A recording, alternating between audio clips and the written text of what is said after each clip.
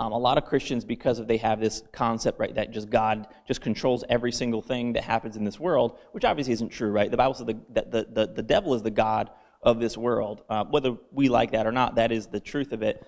And, as we said before, the Bible says that we should pray, right, that God's will be done on earth as it is in heaven. And just from that verse, just that one verse, you can already see from that verse, right, that God's will is done perfectly in heaven. He's asking us to pray that his will be done on earth the way it already is in heaven, which means that God's will is not being done perfectly on the earth. Otherwise, he wouldn't ask you to pray for it, right? You don't pray for something that's already being manifest on, plainly. So, with that said, just with that one verse, you already know that things do not go in this world the way that God wills it all the time. In fact, I would venture to say most of the time, God's will is not being done correctly on this earth, right?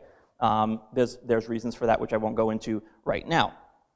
But because people do have the notion that everything that happens is God's will, or that God just had a purpose for it, no matter what happens, it's always God had a purpose for it, God had a reason for it, what that eventually gets to then is sort of a topic of which I'm not without sympathy or compassion for people that are sort of coming from this place, but people will, if they have a death in the family, or they have someone that got sick, or something like that, a lot of people, now this isn't necessarily every Christian, but a lot of Christians will see things that happen, bad things that happen, and then they attribute it to God, and they say, well, God had a reason for it, God had a purpose for it, or even at the very least, I don't know why God allowed this, things like that, right? And so there is this concept, this attribution that we give to God for everything that happens, including those bad things that happen, right? And here's the thing, though, that I want to bring to you when you're talking to somebody that's coming at you from that perspective, right? Because we actually, you're going to encounter these people, right, all the time, where people kind of have that erroneous belief where they're attributing these things to God. And let me just give you a really simple way to communicate the scriptural truth about this topic, all right? This is super simple. This is not complicated at all. There's a lot we could talk about, but I'm just going to give you, this is just the bare bones simplicity of this, all right? Very easy. At one point ever, did you ever see Jesus in his earthly ministry, even just specifically? At what point did you ever see Jesus, call somebody home, as we would put it, which meaning, allowing somebody's death, causing somebody's death, or making somebody sick? Give me one instance in all of Jesus' earthly ministry. Now, you may say, well, yeah, but I have this Bible verse and that Bible verse. And you know what? I'm sure I could answer a lot of other questions as well. But let's just focus on this real simple point, all right? When I say that Jesus never, not one time, made somebody sick or caused somebody's death, not one time. The way that Jesus dealt with somebody dying is he raised them back up to life. The way that Jesus dealt with sick people is he healed them and made them well again. The way that he dealt with lepers is he cleansed them, right? You'll never see the contrary. Here's the big deal why I'm pointing this out about Jesus, because when you're talking about Jesus, you're not just talking about some prophet in the Old Testament, or you're not talking about just, some one-off person in the Bible.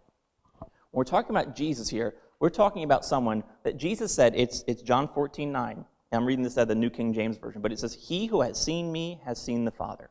That's what Jesus said to Philip. He who has seen me has seen the Father. And this is where I'm coming from here. It's a very simple point to make to somebody. If it is true, and it is true, what Jesus said, and I'm hoping everybody would agree with that verse. If you've seen Jesus, you've seen the Father. Then here's my point here. How is it then in the church that we are attributing things to God that you could never attribute to Jesus then? Just let that sink in for a second. How is it that you are attributing something to God that you could never attribute to Jesus, even in just the short time that he was here? You could never attribute that to Jesus. Because we pretty it up and we say, oh, the Lord was just, picking a flower. The Lord was just calling somebody home. The reason why, that's what we would call a euphemism. Okay, that's something that is, you're playing it down because what you're really saying is God calls somebody's death.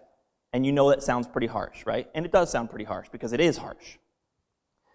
But you pretty it up by God picked the flower, God had a purpose in it, God blah, blah, blah, blah, blah, blah, blah. The reasons are endless for it, but ultimately we are attributing it to God, whether you're saying he caused it, whether you're saying he allowed it, all that stuff. How is it, though, that you can attribute something to the reputation of the Father that you cannot attribute at any point in time, not even a hint of it? Can you attribute that to Jesus, who is, as Hebrews 1 says, the express image of the Father. So much so that Jesus said, if you've seen me, you've seen the Father. And in fact, he was telling Philip, from now on, you have known the Father and you have seen him. Now, what did Jesus mean by that? He's saying, you look at me, you're looking at the Father. Everything that Jesus did was the Father doing it through him.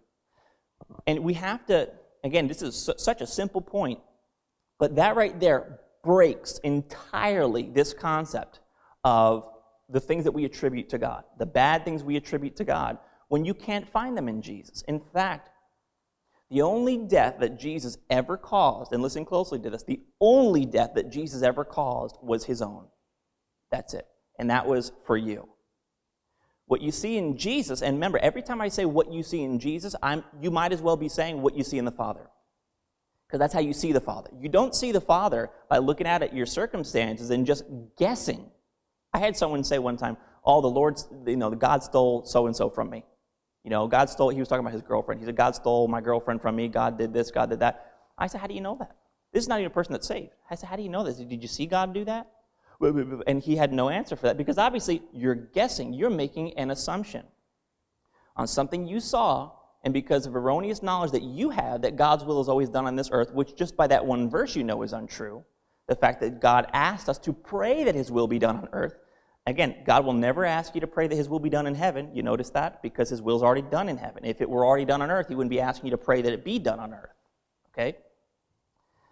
And this guy, just because that's common knowledge, saved or unsaved, and it's wrong knowledge, but it is common wrong knowledge for someone to say, well, everything that happens is God's will. So when I see somebody die, I make an assumption. Not because I saw God do it. I didn't see God do it. In fact, if I wanted to see God correctly, I wouldn't be looking at my circumstance. Who is the image of God? Did God ever tell us that your circumstance is the express image of himself? He said that Jesus, his Son, is the express image of himself, and if you've seen Jesus, only then have you seen the Father. In fact, the Bible says that if you've denied the Son, then you've denied the Father, because Jesus is how we get to know who the Father is. So I just wanted to point that out, because again, the only death Jesus ever calls was he came and died physically for us. And therefore, actually, just as a side note here, it's because Jesus died physically for us. Right? We're all aware of that, right? He took a physical body to take physical death. Because I know that this spiritual death thing that Christians talk about, and yet Jesus took a physical body, took physical death. So how do you think that Jesus was able to raise all those people and heal all those people's physical body during his earthly ministry?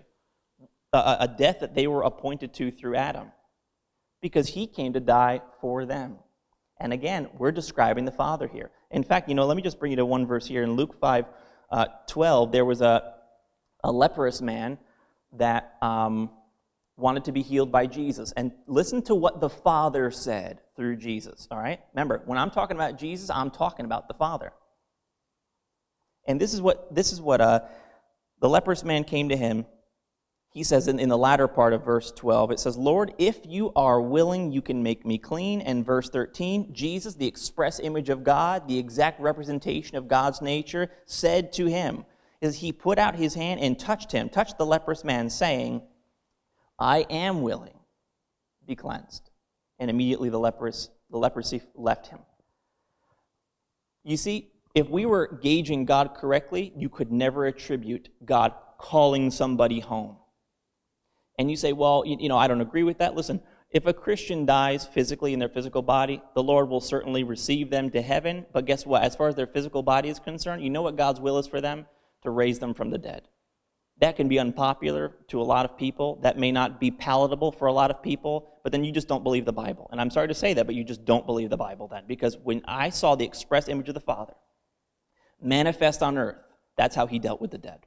And not one single solitary time did Jesus ever cause anyone's death except his own on our behalf. That's it. So I would just advise you, stay far away from that dangerous concept and dangerous teaching of the fact of attributing everything to God when you couldn't attribute it to Jesus Christ. How simple is that? Super, super, super simple. And a lot of people don't understand that, okay? Death, as we know, doesn't come from God. Death came through sin. Okay? That's where the Bible attributes death. It says, through one man's sin into the world, and death through sin. How are we attributing something to God that God attributes to sin? God attributes, so is it both? Is it death came through sin and also from God? The Bible doesn't say that, right? The Bible says death came through Adam's sin. When Jesus came, you know what you saw him doing? Rectifying death, not causing it. Sin caused death. Jesus came to bring us life and life super abundantly, and you see that very evident in his earthly ministry especially, and it's just the simplest way to put it to somebody because you have examples of Jesus' earthly ministry. And again, do not attribute something to the Father that you cannot attribute to Christ. Very, very simple. God didn't do it. Whatever bad thing you think God did, God didn't do it. Does God have a purpose in it? No. Can God fix it? Yes. Death, sickness, disease, whatever it is, Jesus came to pay the price for it so that can be fixed in your life, but not the contrary, right? God's not causing it. God didn't do it. And how do you know it? Because I've seen the Father. How are you saying you've seen the Father, Pastor Mike? Because I've seen his Son. And we claim we've seen the Father. Many people in the church today. But we're not looking at the Son. We're looking at our circumstance. When you look at the Son, you would never find the Father causing death through Jesus or causing sickness or any kind of bad thing or calamity or anything like that. He's not the author of that. Those things came through sin, and life and righteousness came through Jesus Christ. If we were able to show you something about Jesus today, subscribe and share this with someone else so we can get this awesome truth out to the world.